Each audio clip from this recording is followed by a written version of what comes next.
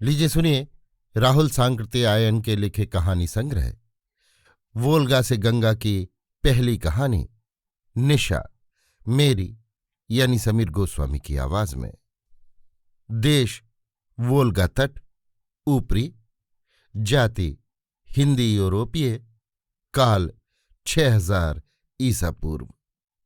दोपहर का समय है। आज कितने ही दिनों के बाद सूर्य का दर्शन हुआ।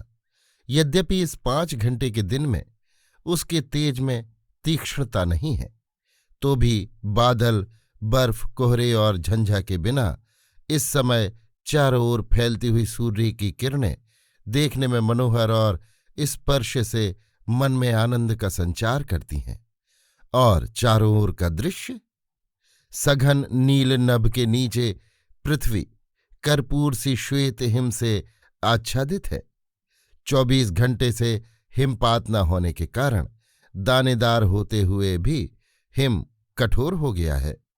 ये हिमवसना धरती दिगंत व्याप्त नहीं है, बल्कि उत्तर से दक्षिण की ओर कुछ मील लंबी रुपहली टेढ़ी मेढ़ी रेखा की भांति चली गई है, जिसके दोनों किनारों की पहाड़ियों पर दूर से देखने पर काली वन पंक्ति है। आइए इस वन पंक्ति को कुछ समीप से देखें। इसमें 2 तरह के वृक्ष ही अधिक हैं। एक श्वेत बलकलधारी किंतु आजकल निष्पत्र भुर्ज यानी भोजपत्र, और दूसरे अत्यंत सरल उतुंग समकोण पर शाखाओं को फैलाए अति हरित या कृष्ण हरित सुई से पत्तों वाले देवदारू। वृक्षों का कितना ही भाग हिम से ढका हुआ है। उनकी शाखाओं और स्कंधों पर जहां तहां रुकी हुई बर्फ उन्हें कृष्ण श्वेत बना आंखों को अपनी ओर खींचती है। और भयावनी नीरवता का चारों ओर अखंड राज्य है। कहीं से न झिल्ली की झनकार आती है, न पक्षियों का कलरव, न किसी पशु का ही शब्द। आओ पहाड़ी के सर्वोच्च स्थान के देवदारू पर चढ़कर चारों ओर देखें। शायद वहां बर्फ, धरती, देवदारू के अतिरिक्त भी कुछ दिखाई पड़े।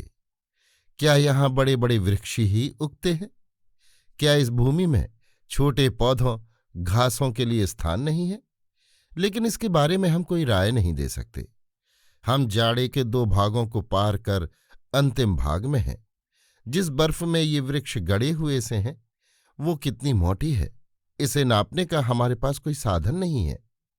हो सकता है वो 8 हाथ या उससे भी अधिक मोटी हो। अब की साल बर्फ ज्यादा पड़ रही है, ये शिकायत सभी को है। देवदारू के ऊपर से क्या दिखलाई पड़ता है? वही बर्फ, वही वन पंक्ति, वही ऊंची नीची पहाड़ी भूमि। हाँ, पहाड़ी की दूसरी ओर एक जगह धुआं उठ रहा है। इस प्राणी शब्द शून्य अरण्यानी में धूम का उठना कौतूहलजनक है। चलो वहां चलकर अपने कौतूहल को मिटाए। धुआं बहुत दूर था, किंतु स्वच्छ निरभ्र आकाश में वो हमें बहुत समीप मालूम होता था। चलकर अब हम उसके नजदीक पहुंच गए हैं। हमारी नाक में आग में पड़ी हुई चर्बी तथा मांस की गंध आ रही है, और अब तो शब्द भी सुनाई दे रहे हैं। ये छोटे बच्चों के शब्द हैं। हमें चुपचाप पैरों तथा सांस की भी आहट न देकर चलना होगा, नहीं तो वे जान जाएंगे, और फिर न जाने किस तरह का स्वागत वे खुद या उनके कुत्ते करेंगे। हाँ, सचमुच ही छोटे छोटे बच्चे हैं। इनमें सबसे बड़ा 8 साल से अधिक का नहीं है, और छोटा तो 1 वर्ष का है। आधी दर्जन लड़के और एक घर में। घर नहीं, ये स्वाभाविक पर्वत गुहा है, जिसके पार्श्व और पिछले भाग अंधकार में कहाँ तक चले गए हैं, इसे हम नहीं देख रहे हैं, और न देखने की कोशिश करनी चाहिए। और सयाने आदमी, एक बुढ़िया जिसके सन जैसे धूमिल श्वेत केश उलझे तथा जटाओं के रूप में इस तरह बिखरे हुए हैं कि उसका मुंह उनमें ढका हुआ है। अभी बुढ़िया ने हाथ से अपने केशों को हटाया। उसकी भौहें भी सफेद हैं। श्वेत चेहरे पर झुर्रियां पड़ी हुई हैं, जो जान पड़ती हैं सभी मुंह के भीतर से निकल रही हैं। गुहा के भीतर आग का धुआं और गर्मी भी है, खासकर जहां बच्चे और हमारी दादी है। दादी के शरीर पर कोई वस्त्र नहीं, कोई आवरण नहीं। उसके दोनों सूखे से हाथ पैरों के पास धरती पर पड़े हुए हैं। उसकी आंखें भीतर घुसी हुई हैं और हल्के नीले रंग की पुतलियां निस्तेज शून्य सी हैं, किंतु बीच बीच में उनमें तेज उछल जाता है, जिससे जान पड़ता है कि उनकी ज्योति बिल्कुल चली नहीं गई है। कान तो बिल्कुल चौकन्ने मालूम होते हैं। दादी लड़कों की आवाज को अच्छी तरह सुन रही जान पड़ती है। अभी एक बच्चा चिल्लाया। उसकी आंख इधर घूमी। 2 बरस 1.5 बरस के बच्चे हैं, जिनमें एक लड़का और एक लड़की। कद दोनों के बराबर हैं। दोनों के केश जरा सा पीलापन लिए सफेद हैं, बुढ़िया की भांति, किंतु ज्यादा चमकीले, ज्यादा सजीव। उनका शरीर पीवर पुष्ट, अरुण गौर। उनकी आंखें विशाल, पुतलियां घनी नीली। लड़का चिल्ला रो रहा है। लड़की खड़ी एक छोटी हड्डी को मुंह में डाले चूस रही है। दादी ने बुढ़ापे के कंपित स्वर में कहा, अगिन, आ यहां आ अगिन। दादी यहां। अगिन उठ नहीं रहा था। उस समय एक 8 बरस के लड़के ने आकर उसे गोद में ले दादी के पास पहुंचाया। इस लड़के के केश भी छोटे बच्चे के से ही पांडु श्वेत हैं, किंतु वे अधिक लंबे हैं। उनमें अधिक लटें पड़ी हुई हैं। उसके आपाद नग्न शरीर का वर्ण भी वैसा ही गौर है, किंतु वो उतना पीवर नहीं है और उसमें जगह जगह काली मैल लिपटी हुई है। बड़े लड़के ने छोटे बच्चे को दादी के पास खड़ा कर कहा, दादी, रोचना ने हड्डी छीनी। अगिन रोता। लड़का चला गया। दादी ने अपने सूखे हाथों से अगिन को उठाया। वो अब भी रो रहा था। उसके आंसुओं से बहती हुई धारा ने उसके मैले कपोलों पर मोटी अरुण रेखा खींच दी थी। दादी ने अगिन के मुंह को चूम पुचकार कर कहा, अगिन, मत रो, रोचना को मारती हूं। और एक हाथ को नंगी किंतु वर्षों की चर्बी से सिक्त फर्श पर पटका। अगिन का ऊं अब भी बंद न था और न बंद थे आंसू। दादी ने अपनी मैली हथेली से आंसुओं को पोंछते हुए अगिन के कपोलों की अरुण पंक्ति को काला बना दिया। फिर रोते अगिन को बहलाने के लिए सूखे चमड़े के भीतर झलकती हुई ठठरियों के बीच कुमड़े की सूखी बतिया की भांति चर्ममय लटकते स्तनों से लगा दिया। अगिन ने स्तन को मुंह में डाला। उसने रोना बंद कर दिया। उसी समय बाहर से बातचीत की आवाज आने लगी। उसने शुष्क स्तन से मुंह खींचकर उधर झांका। किसी की मीठी सुरीली आवाज आई, अगिन। अगिन फिर रो उठा। 2 जनियों यानी स्त्रियों ने सिर पर लादी लकड़ी के गट्ठर को एक कोने में पटका, फिर एक रोचना के पास और दूसरी अगिन के पास भाग गई। अगिन ने और रोते हुए मामा कहा। मां ने दाहिने हाथ को स्वतंत्र रखते हुए दाहिने स्तन के ऊपर साही के कांटे से गुथे सफेद बैल के सरोम चमड़े को खोलकर नीचे रखा। जाड़े की भोजन कृच्छता के कारण उसके तरुण शरीर पर मांस कम रह गया था, तो भी उसमें असाधारण सौंदर्य था। उसके लाल और मैल छुटे स्तनों पर अरुण श्वेत छवि, ललाट को बचाते हुए बिखरे हुए लटविहीन पांडु श्वेत केश, अल्पमांसल पृथुल वक्ष पर गोल गोल श्यामल मुख स्तन, अनुदर कृशकटी, पुष्ट मध्यम परिमाण नितंब, पेशीपूर्ण बर्तुल जंघा, श्रमधावन परिचित हलाकार पेंडुली। उस अष्टादशी तरुणी ने अगिन को दोनों हाथों में उठाकर उसके मुख, आंख और कपोल को चूमा। अगिन रोना भूल चुका था। उसके लाल होठों से सफेद दंतुलियां निकलकर चमक रही थीं। उसकी आंखें अर्धमुद्रित थीं। गालों में छोटे छोटे गड्ढे पड़े हुए थे। नीचे गिरे वृषभ चर्म पर तरुणी बैठ गई और उसने अगिन के मुंह में अपने कोमल स्तनों को दे दिया। अगिन अपने दोनों हाथों से पकड़े स्तन को पीने लगा। इसी समय दूसरी नग्न तरुणी भी रोचना को लिए पास आकर बैठ गई। उनके चेहरों को देखने से ही पता लग जाता था कि दोनों बहनें हैं। गुहा में उन्हें निभृत बातचीत करते छोड़ हम बाहर आ देखते हैं, बर्फ पर चमड़े से ढके बहुत से पैर एक दिशा की ओर जा रहे हैं। चलो उन्हें पकड़े हुए जल्दी जल्दी चलें। अभी वो पद पंक्ति तिरछी हो पार वाली पहाड़ी के जंगल में पहुंची।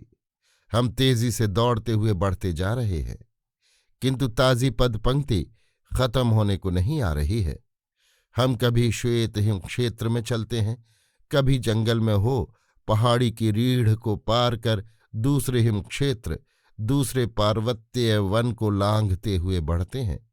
आखिर नीचे की ओर से एक वृक्षहीन पहाड़ी की रीढ़ पर हमारी नजर पड़ी। वहां नीचे से उठती श्वेत हिमराशि नील नभ से मिल रही है, और उस नील नभ में अपने को अंकित करती हुई कितनी ही मानव मूर्तियां पर्वत पृष्ठ की आड़ में लुप्त हो रही हैं। उनके पीछे नील आकाश न होता तो निश्चय ही हम उन्हें न देख पाते। उनके शरीर पर हिम जैसा श्वेत वृष चर्म है। उनके हाथों में हथियार भी सफेद रंग से रंगे मालूम होते हैं। फिर महान श्वेत हिम क्षेत्र में उनकी हिलती डुलती मूर्तियों को भी कैसे पहचाना जा सकता है। और पास जाकर देखें, सबसे आगे सुपुष्ट शरीर की एक स्त्री है। आयु 40 और 50 के बीच होगी। उसकी खुली दाहिनी भुजा को देखने से ही पता लगता है कि वो बहुत बलिष्ठ स्त्री है। उसके केश, चेहरे, अंग प्रत्यंग गुहा की पूर्वोक्त दोनों तरुणियों के समान किंतु बड़े आकार के हैं। उसके बाएं हाथ में 3 हाथ लंबी भुर्ज की मोटी नोकदार लकड़ी है। दाहिने में चमड़े की रस्सी से लकड़ी के बेट में बंधा घिसकर तेज किया हुआ पाषाण परशु है। उसके पीछे पीछे 4 मर्द और 2 स्त्रियां चल रही हैं। एक मर्द की आयु स्त्री से कुछ अधिक होगी, शेष 26 से 14 वर्ष के हैं। बड़े मर्द के केश भी वैसे ही बड़े बड़े तथा पांडु श्वेत हैं। उसका मुंह उसी रंग की घनी मूछ दाढ़ी से ढका हुआ है। उसका शरीर भी स्त्री की भांति ही बलिष्ठ है। उसके हाथों में भी वैसे ही 2 हथियार हैं। बाकी 3 मर्दों में 2 उसी तरह के घनी दाढ़ी मूछ वाले किंतु उम्र में कम हैं। स्त्रियों में एक 22, दूसरी 16 से कम है। हम गुहा के चेहरों को देख चुके हैं और दादी को भी। सबको मिलाने से साफ मालूम होता है कि इन सभी स्त्री पुरुषों का रूप दादी के सांचे में ढला हुआ है। इन नर नारियों के हाथ के लकड़ी, हड्डी और पत्थर के हथियारों और उनकी गंभीर चेष्टा से पता लग रहा है कि वे किसी मुहिम पर जा रहे हैं। पहाड़ी से नीचे उतरकर अगुआ स्त्री, माँ कहिए, बाईं ओर घूमती है। सभी चुपचाप उसके पीछे चल रहे हैं। बर्फ पर चलते वक्त चमड़े से उनके ढके पैरों से जरा भी शब्द नहीं निकल रहा है। अब आगे की ओर लटकी हुई प्राग भार पहाड़ बड़ी चट्टान है, जिसकी बगल में कई चट्टानें पड़ी हुई हैं। शिकारियों ने अपनी गति अत्यंत मंद कर दी है। वे तितर बितर होकर बहुत सजग हो गए हैं। वे सारे पैरों को चीर कर बहुत देर करके एक पैर के पीछे दूसरे पैर को उठाते, चट्टानों को हाथ से स्पर्श करते आगे बढ़ रहे हैं। माँ सबसे पहले गुहा के द्वार खुलाव पर पहुंची है। वो बाहर की सफेद बर्फ को ध्यान से देखती है। वहां किसी प्रकार का पद चिन्ह नहीं है। फिर वो अकेले गुहा में घुसती है। कुछ ही हाथ बढ़ने पर गुहा घूम जाती है। वहां रोशनी कुछ कम है। थोड़ी देर ठहर कर वो अपनी आंखों को अभ्यस्त बनाती है, फिर आगे बढ़ती है। वहां देखती है 3 भूरे भालू, माँ बाप बच्चा, मुंह नीचे किए धरती पर सोए या मरे पड़े हैं, क्योंकि उनमें जीवन का कोई चिन्ह नहीं देख पड़ता। माँ धीरे से लौट आती है। परिवार उसके खिले चेहरे को ही देखकर भाव समझ जाता है। माँ अंगूठे से कानी अंगुली को दबाकर 3 अंगुलियों को फैलाकर दिखाती है। माँ के बाद 2 मर्द हथियारों को संभाले आगे बढ़ते हैं। दूसरे सांस रोके वहीं खड़े रहकर प्रतीक्षा करते हैं। भीतर जाकर माँ भालू के पास जाकर खड़ी होती है। बड़ा पुरुष भालुनी के पास और दूसरा बच्चे के पास। फिर वे अपने नोकदार डंडे को एक साथ ऐसे जोर से मारते हैं कि वो कोख में घुसकर कलेजे में पहुंच जाता है। कोई हिलता डोलता नहीं। जाड़े की 6 मासी निद्रा के टूटने में अभी महीने से अधिक की देर है, किंतु माँ और परिवार को इसका क्या पता। उन्हें तो सतर्क रहकर ही काम करना होगा। डंडे की नोक को 3-4 बार और पेट में घुसा वे भालू को उलट देते हैं। फिर निर्भय हो उनके अगले पैरों और मुंह को पकड़कर घसीटते हुए उन्हें बाहर लाते हैं। सभी खुश हो हंसते और जोर जोर से बोलते हैं। बड़े भालू को चित उलटकर माँ ने अपने चमड़े की चादर से एक चकमक पत्थर का चाकू निकाला। फिर घाव की जगह से मिलाकर पेट के चमड़े को चीर दिया। पत्थर के चाकू से इतनी सफाई के साथ चमड़े का चीरना अभ्यस्त और मजबूत हाथों का ही काम है। उसने नरम कलेजी का एक टुकड़ा काटकर अपने मुंह में डाला, दूसरा सबसे छोटे 14 वर्ष के लड़के के मुंह में। बाकी सभी लोग भालू के गिर्द बैठ गए। माँ सबको कलेजी का टुकड़ा काट कर देती जा रही थी। एक भालू के बाद जब माँ ने दूसरे भालू पर हाथ लगाया, उस वक्त षोड़शी तरुणी बाहर गई। उसने बर्फ का एक डला मुंह में डाला। उसी वक्त बड़ा पुरुष भी बाहर आ गया।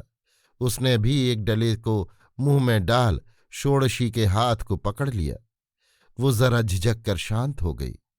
पुरुष उसे अपनी भुजा में बांध एक ओर ले गया। षोड़शी और पुरुष हाथ में बर्फ का बड़ा डला लिए जब भालू के पास लौटे, तब दोनों के गालों और आंखों में ज्यादा लाली थी। पुरुष ने कहा, मैं काटता हूं मां, तू थक गई है। मां ने चाकू पुरुष के हाथ में दे दिया। उसने झुककर 24 वर्ष के तरुण के मुंह को चूमा, फिर उसका हाथ पकड़कर बाहर चली गई। उन्होंने तीनों भालुओं की कलेजी को खाया। 4 मास के निराहार सोए। भालुओं में चर्बी कहाँ से रहेगी। हाँ, बच्चे भालू का मांस कुछ अधिक नरम और सुस्वादु था, जिसमें से भी कितना ही उन्होंने खा डाला। फिर थोड़ी देर विश्राम करने के लिए सभी पास पास लेट गए। अब उन्हें घर लौटना था। नरमादा भालुओं को 2-2 आदमियों ने चमड़े की रस्सी से चारों पैरों को बांध डंडे के सहारे कंधे पर उठाया और छोटे भालू को एक तरुणी ने।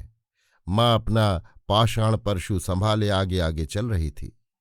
उन जांगल मानवों को दिन के घड़ी घंटे का पता तो था नहीं, किंतु वे ये जानते थे कि आज चांदनी रात रहेगी।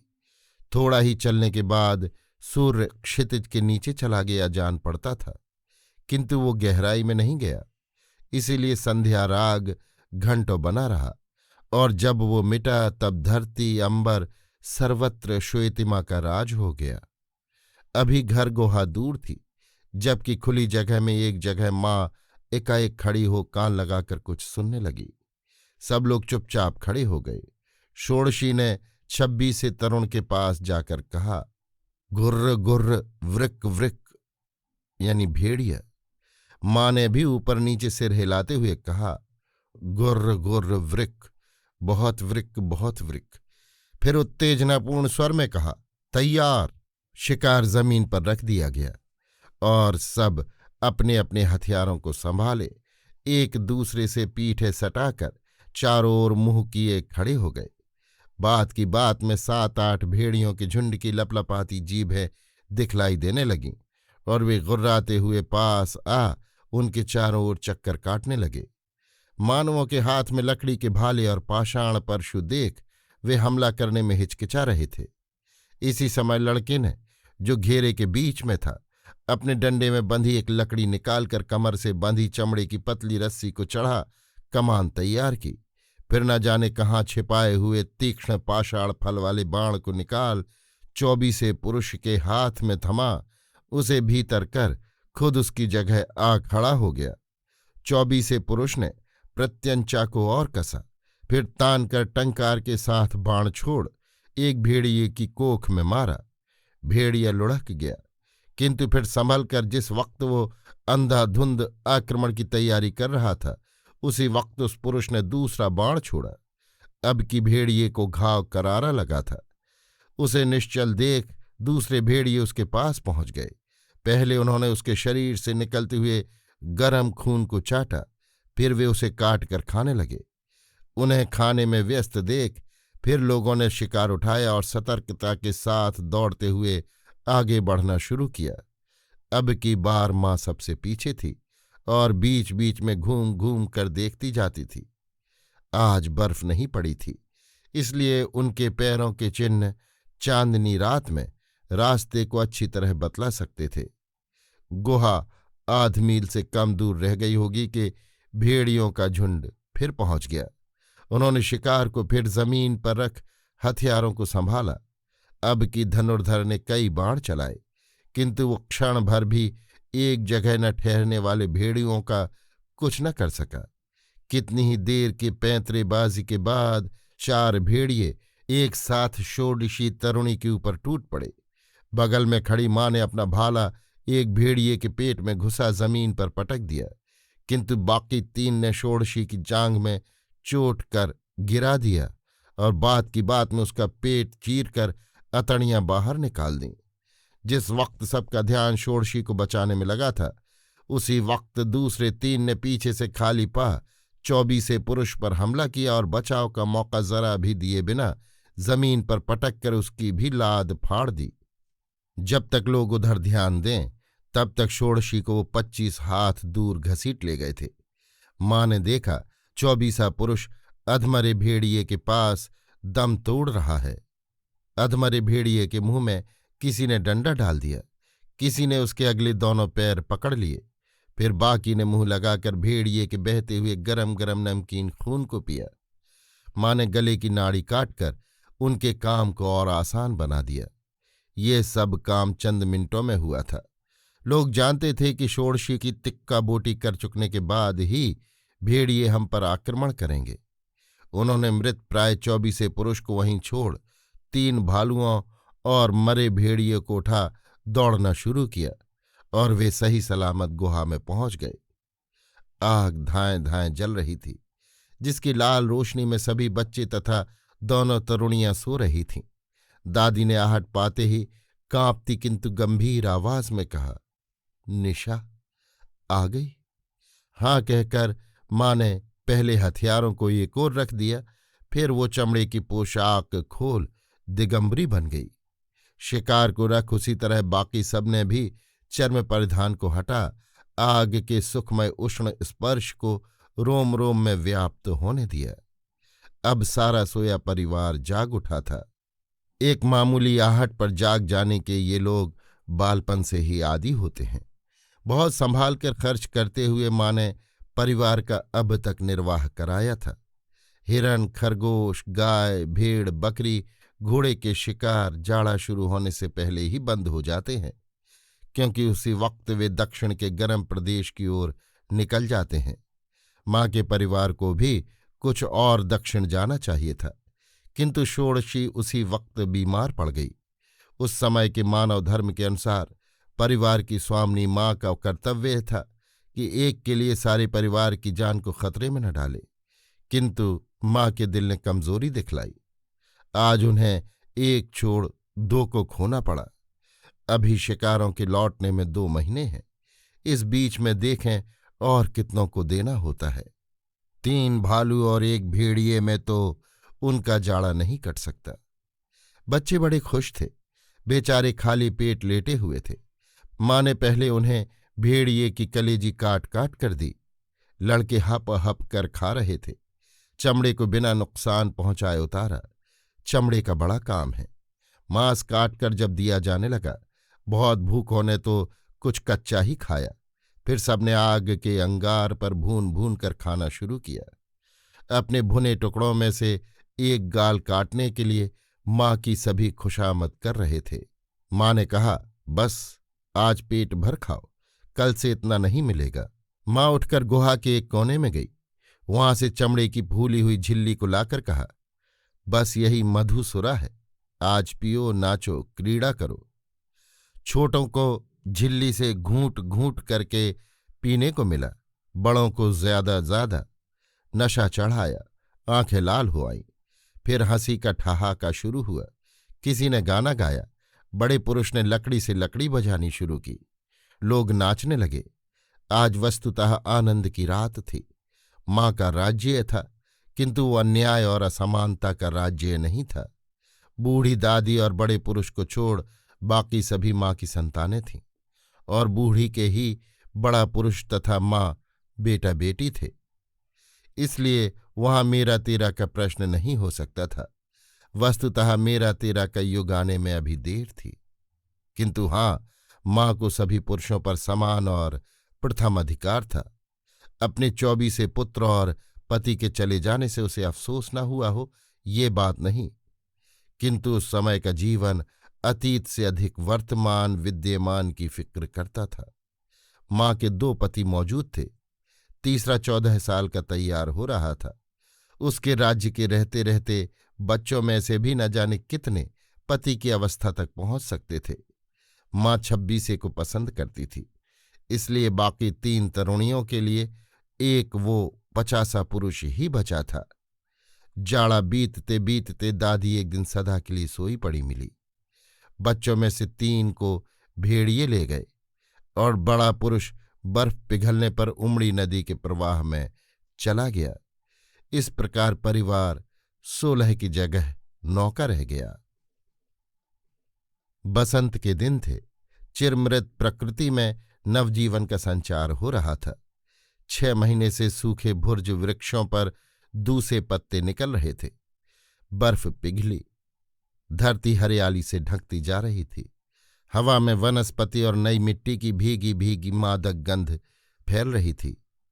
जीवनहीन दिगंत सजीव हो रहा था। कहीं वृक्षों पर पक्षी नाना भांति के मधुर शब्द सुना रहे थे, कहीं झिल्ली अनवरत शोर मचा रही थी, कहीं हिमद्रवित प्रवाहों के किनारे बैठे हजारों जल पक्षी कृमि भक्षण में लगे हुए थे, कहीं कलहंस प्रणय क्रीड़ा कर रहे थे। अब इन हरे पार्वतीय वनों में कहीं झुंड के झुंड हिरन कूदते हुए चरते दिखलाई पड़ते थे, कहीं भेड़ें, कहीं बकरियां, कहीं 12 सिंगे, कहीं गायें, और कहीं इनकी घात में लगे हुए चीते दुबक कर बैठे हुए थे, और कहीं भेड़िए। जाड़े के लिए अवरुद्ध नदी के प्रवाह की भांति एक जगह रुक गए मानव परिवार भी अब प्रवाहित होने लगे थे। अपने हथियारों, अपने चमड़ों तथा अपने बच्चों को लादे, गृह अग्नि को संभाले अब वे खुली जगहों में जा रहे थे। दिन बीतने के साथ पशु वनस्पतियों की भांति उनके भी शुष्क चर्म के नीचे मांस और चर्बी के मोटे स्तर जमते जा रहे थे। कभी उनके लंबे केश वाले बड़े बड़े कुत्ते भेड़ या बकरी पकड़ते, कभी वे स्वयं जाल, बाण या लकड़ी के भाले से किसी जंतु को मारते। नदियों में भी मछलियां थीं, और इस वोल्गा के ऊपरी भाग के निवासियों के जाल आजकल कभी खाली बाहर नहीं आते।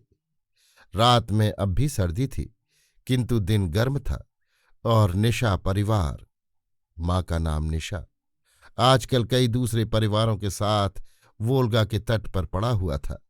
निशा की भांति ही दूसरे परिवारों पर भी उनकी माताओं का शासन था, पिता का नहीं। वस्तुतः वहां किसका पिता कौन है, ये बतलाना असंभव था।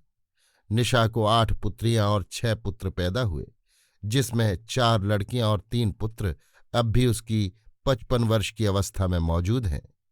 इनके निशा संतान होने में संदेह नहीं, क्योंकि इसके लिए प्रसव का साक्ष्य मौजूद है, किंतु उनका बाप कौन है इसे बताना संभव नहीं है।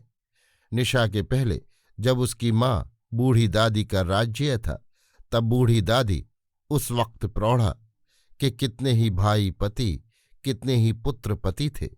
जिन्होंने कितनी ही बार निशा के साथ नाच कर गाकर उसके प्रेम का पात्र बनने में सफलता पाई थी, फिर स्वयं रानी बन जाने पर निशा की निरंतर बदलती प्रेमाकांक्षा को उसके भाई या सयाने पुत्र ठुकराने की हिम्मत नहीं रखते थे। इसीलिए निशा की जीवित 7 संतानों में किसका कौन बाप है, ये कहना असंभव है। निशा के परिवार में आज वही सबसे बड़ी बूढ़ी और प्रभुताशालिनी भी है। यद्यपि ये प्रभुता देर तक रहने वाली नहीं है। 1-2 वर्ष में वो स्वयं बूढ़ी दादी बनने वाली है और तब सबसे बलिष्ठ निशा पुत्री लेखा का राज्य होने वाला है। उस वक्त लेखा की बहनों का उससे झगड़ा जरूर होगा। जहां हर साल परिवार के कुछ आदमियों को भेड़िए या चीते के जबड़ों, भालू के पंजों, बैल के सींगों, वोल्गा की बाढ़ों की भेंट चढ़ना है, वहां परिवार को क्षीण होने से बचाना हर रानी माता का कर्तव्य है। तो भी ऐसा होता आया है। हम जानते हैं कि लेखा की बहनों में से 1 या 2 अवश्य स्वतंत्र परिवार कायम करने में समर्थ होंगी।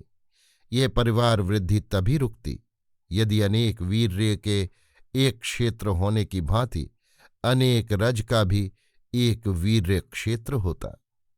परिवार की स्वामी निशा अपनी पुत्री लेखा को शिकार में बहुत सफल देखती है। वो पहाड़ियों पर हरिणों की भांति चढ़ जाती है। उस दिन एक चट्टान पर बहुत ऊंचे ऐसी जगह एक बड़ा मधुछत्र दिखाई पड़ा, जहां रीछ भी उसे खा नहीं सकता था। लेकिन लेखा ने लट्ठे पर लट्ठे बांधे, फिर छिपकली की भांति सरकते रात को उसने मशाल से छत्ते की विषैली बड़ी बड़ी मधुमक्खियों को जलाकर उसमें छेद कर दिया। नीचे के चमड़े के कुप्पे में 30 सेर से कम मधु नहीं गिरा होगा। लेखा के साहस की तारीफ सारा निशा परिवार ही नहीं, पड़ोसी परिवार भी कर रहा था। किंतु निशा उससे संतुष्ट नहीं थी। वो देख रही थी तरुण निशा पुत्र जितना लेखा के इशारे पर नाचने के लिए तैयार है, उतना उसकी प्रार्थना को सुनना नहीं चाहते। यद्यपि वे अभी निशा की खुल्लम खुल्ला अवज्ञा करने का साहस नहीं रखते। निशा कितने ही दिनों से कोई रास्ता सोच रही थी। कभी उसे ख्याल होता लेखा को सोते में गला दाब कर मार दें, किंतु वो ये भी जानती थी कि लेखा उससे अधिक बलिष्ठ है। वो अकेली उसका कुछ भी नहीं बिगाड़ सकती। यदि वो दूसरे की सहायता लेना चाहे तो क्यों कोई उसकी सहायता करेगा। परिवार के सभी पुरुष लेखा के प्रणय पात्र, कृपा पात्र बनना चाहते थे। निशा की पुत्रियां भी मां का हाथ बटाने के लिए तैयार न थीं। वे लेखा से डरती थीं। वे जानती थीं कि असफल होने पर लेखा बुरी तरह से उनके प्राण लेगी। निशा एकांत में बैठी कुछ सोच रही थी। एकाएक उसका चेहरा खिल उठा। उसे लेखा को परास्त करने की कोई युक्ति सूझ पड़ी। पहर भर दिन चढ़ा आया था। सारे परिवार अपने अपने चमड़े के तंबुओं के पीछे नंगे लेटे या बैठे धूप ले रहे थे, किंतु निशा तंबू के सामने बैठी थी।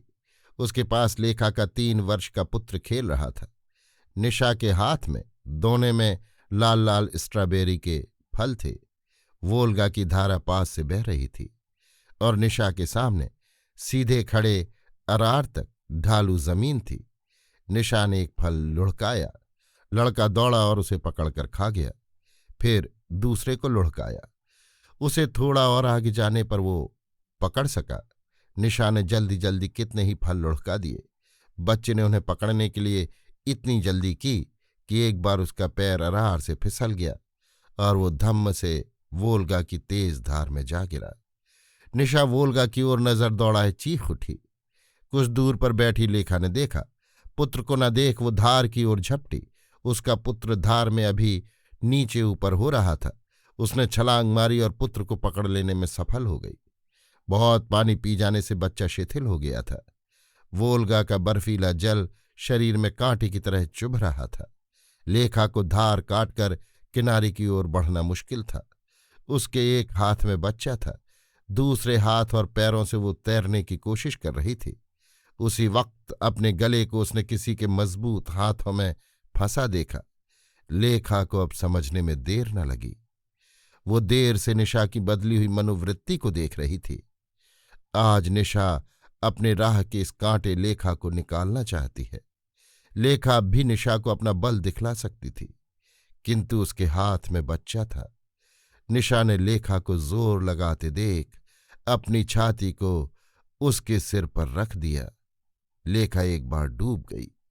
छटपटाने में उसका बच्चा हाथ से छूट गया। अब भी निशा ने उसे बेकाबू कर रखा था। एकाएक उसका हाथ निशा के गले में पड़ गया। लेखा बेहोश थी और निशा उसके बोझ के साथ तैरने में असमर्थ। उसने कुछ कोशिश की, किंतु बेकार। दोनों एक साथ वोल्गा की भेंट हुई। परिवार की बलिष्ठ स्त्री रोचना निशा परिवार की स्वामिनी बनी।